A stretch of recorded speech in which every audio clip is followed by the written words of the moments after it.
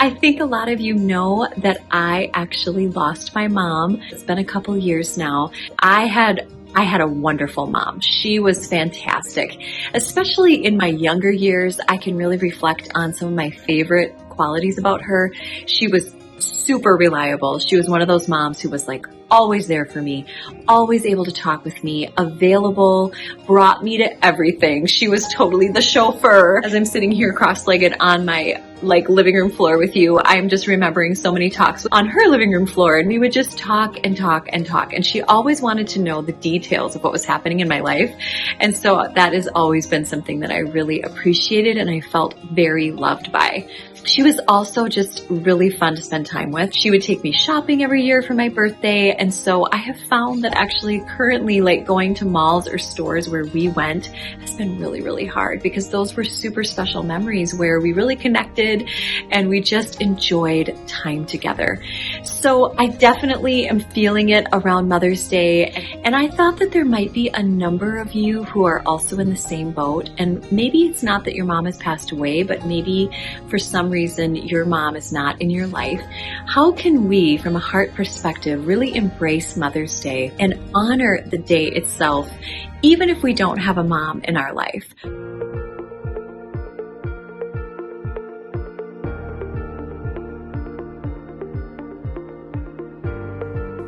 Well, hi there. My name is Dawn and I'm a licensed marriage and family therapist, a homeschooling mom, and a Jesus lover.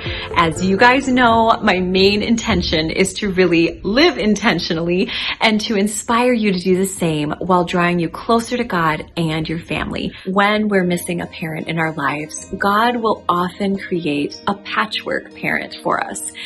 This was something that my original therapist had really helped me to understand, was that God sometimes brings a patchwork mom or a patchwork dad into our lives as a means of redemption or just filling that need. And I can definitely say that has been true for me. You guys know that I talk about my friend Vicky.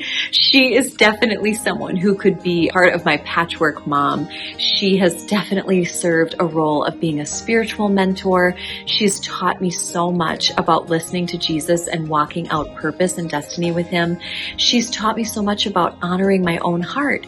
And she's actually imparted things to me that my own mom wouldn't have been able to do because she just wasn't in the same place in her journey. And another one would be my auntie, who I talked about in my closet with you a few weeks ago, and how she has just provided me with so much empowerment and nurturing and really a lot of validation. She's been someone who has seen me for who I am and has really given just so much voice to things that I was thinking or feeling, and she's helped me to see that they're valid.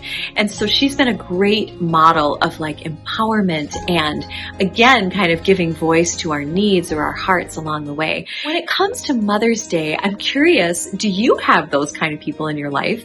And then how can we honor those people first of all? So as a practical step, one thing that I love to do around Mother's Day is send a card to Vicky or to my auntie and let them know how much they mean to me and the different ways specifically that they've touched my life and heart. Because, when I have a card that says those specifics, it just means so much. So I love to minister to people that way. So in the card, I don't just write Happy Mother's Day. I might write Happy Mother's Day to someone who's been like a mother. I love your authenticity. I love how you've taught me how to honor my heart. I love your empowerment and your assertiveness. Whatever qualities that you really want to draw out, I encourage you to do that in a card, in a written form. I feel like snail mail is kind of like the new thoughtful thing. I love text messaging for, convenience, but there's nothing like a handwritten note. And so I'm a little old fashioned that way. So maybe you are too. I love having my pens and my papers and really just sending those things because they're tangible. And I personally, when I receive one, I hold on to the ones that really affirm my heart and I look back. It's a gift that keeps on giving. Maybe you don't have a great relationship with your mom. Even if your mom is still alive and in your life, maybe she hasn't been the person that has provided some of those nurturing qualities in your life. And so you can honor the people who have.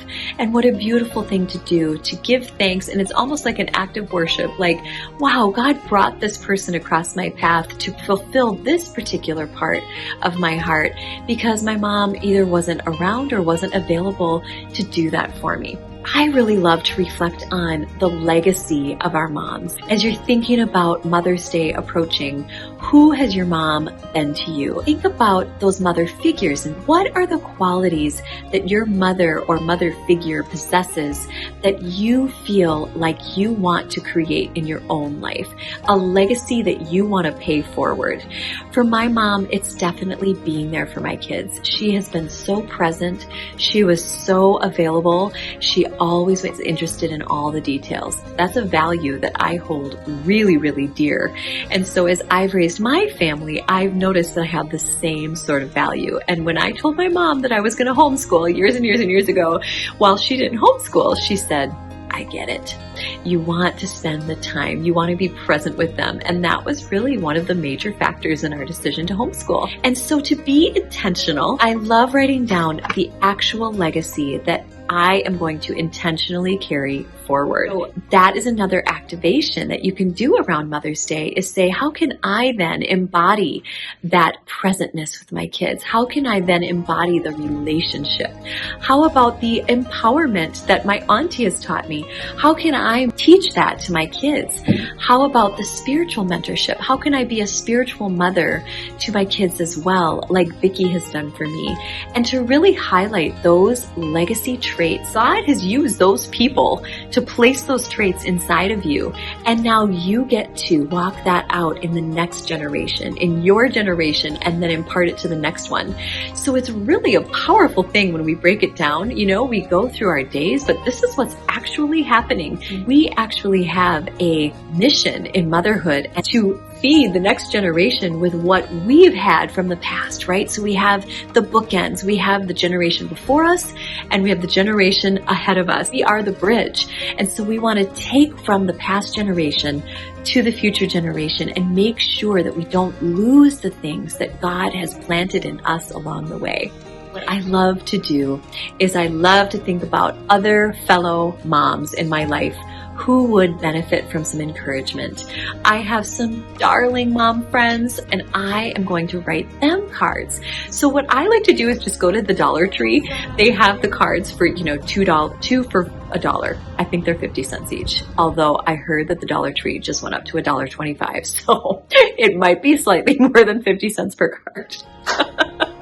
You can buy a stack of them and then just ask God, who needs a little extra encouragement? One extra idea that our church did that was super cool was that they actually had a gift card for single moms to help them at Christmas time.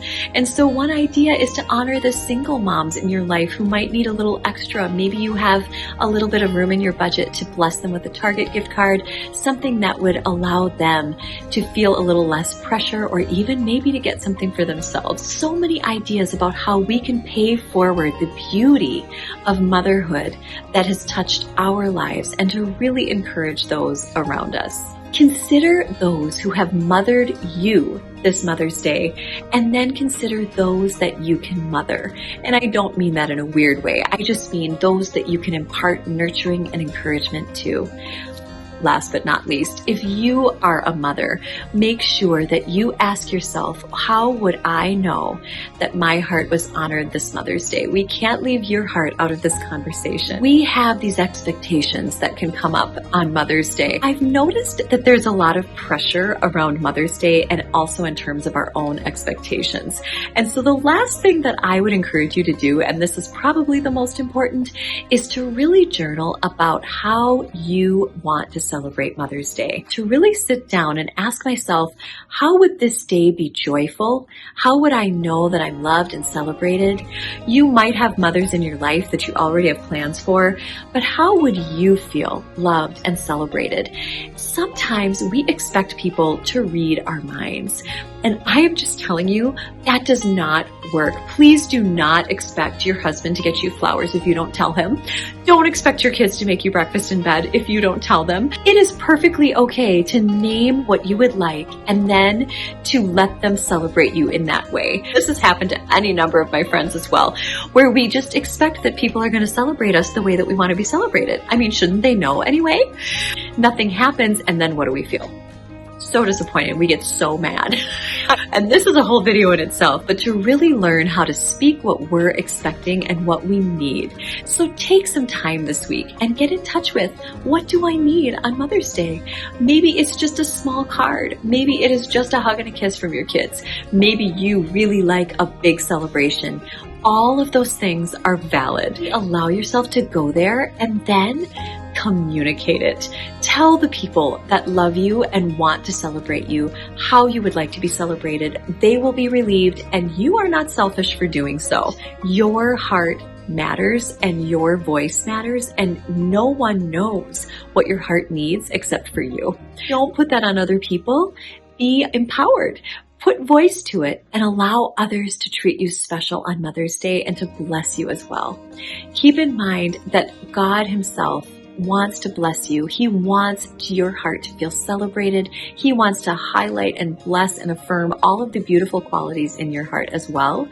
So don't miss out on having a little time with Him as well. Ask Him, how does He see you as a mom? What kinds of areas of your heart and your mothering bring a huge smile to His face? Let Him minister to you as well.